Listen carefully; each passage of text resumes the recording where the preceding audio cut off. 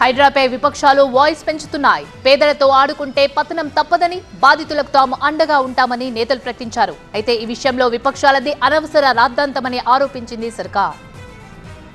హైడ్రాపై రాజకీయ రగడ కొనసాగుతోంది. మూసీ పరివాహక ప్రాంతంలో ఆక్రమణల కూల్చివేతల కోసం ఓవైపు అధికారులు చర్యలు చేపడుతుంటే, మరోవైపు హైడ్రా చర్యలను తీవ్రంగా ప్రతిఘటిస్తున్నారు నేతలు. నగరంలోని చైతన్యపురి సహా మూసీ పరివాహక ప్రాంతాల్లో పర్యటించిన బీజేపీ నేతలు బాధితులతో మాట్లాడారు. వారికి అండగా ఉంటామని హామీ ఇచ్చారు. హైడ్రా పేరుతో ప్రజలపై దౌర్జన్యం చేస్తున్నారని బీజేపీ ఎంపీ ఈటెల రాజేందర్ మండిపడ్డారు. అవసరమైతే 1,00,000 మందితో రేవంత్ రెడ్డి ప్రభుత్వాన్ని ప్రశ్నిస్తామన్నారు. ఏళ్లుగా ఉన్న పేదల ఇళ్లను కూల్చవద్దని ఈటెల రాజేందర్ హెచ్చరించారు.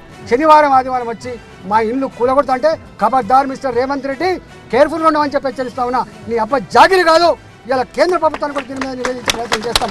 అవసరమైతే 1,00,000 మందితో చుట్టుముట్టే ప్రయత్నం చేస్తామని చెప్పి హెచ్చరిస్తా ఉన్నా. మూసీ పరివాహక ప్రాంతంలోని ప్రజల ఆమోదం తీసుకున్న తర్వాతనే వాళ్లను అక్కడి నుంచి తరలించాలని బీఆర్ఎస్ నేత కార్తీక్ రెడ్డి అన్నారు. ప్రజలను బలవంతంగా అక్కడి నుంచి తరలిస్తామంటే ఊరుకునేది లేదన్నారు. బాధితులకు బీఆర్ఎస్ అండగా ఉంటుందని తెలిపారు. ప్రజల జోలికి పోయి వాళ్ళ ఇల్లులు వాళ్ళు ఇస్తారా, మీరు ల్యాండ్ యాక్విజిషన్ లో కొనుక్కుంటారా లేదా ఇంకేం చేస్తారా అనేది తర్వాత ప్రజల దగ్గరికి ఆ రోజు పోండి. కానీ ఈ ఇల్లులు కూలగొట్టి ప్రజలు రోడ్డు మీద వేసి ఏం సాధిస్తారంట నేను. అయితే హైడ్రా అంశంలో కాంగ్రెస్ ప్రభుత్వంపై ప్రతిపక్షాలు అనవసరపు విమర్శలు చేస్తున్నాయని మంత్రి పొన్నం ప్రభాకర్ అన్నారు. మూసీ పరివాహక ప్రాంతంలోని ప్రజలకు 10,000 డబుల్ బెడ్రూమ్ ఇళ్లను మాజీ మంత్రి కేటీఆర్ బీఆర్ఎస్ ప్రభుత్వంలో ప్రకటించారని గుర్తు చేశారు. మూసీ రివర్ బెడ్ నివాసాల సర్వే జరుగుతుందని, అక్రమ కట్టడాలైన ఇళ్లను కోల్పోయిన వారికి పునరావాసం కల్పిస్తామని చెప్పారు. మూసీ పేదలకు పునరావాసం అని మరిచిపోయిన మీరు ఆర్భాటాలకు అట్టహాసాలకే పరిమితమై మీడియా కాన్ఫరెన్స్లకి పరిమితమైన మీరు కొంతమందిని ప్రేరేపితం చేసి వీడియోల ద్వారా మీ మీద మొత్తం చేయరాని తప్పు చట్టానికి వ్యతిరేకంగా చేస్తున్నాం.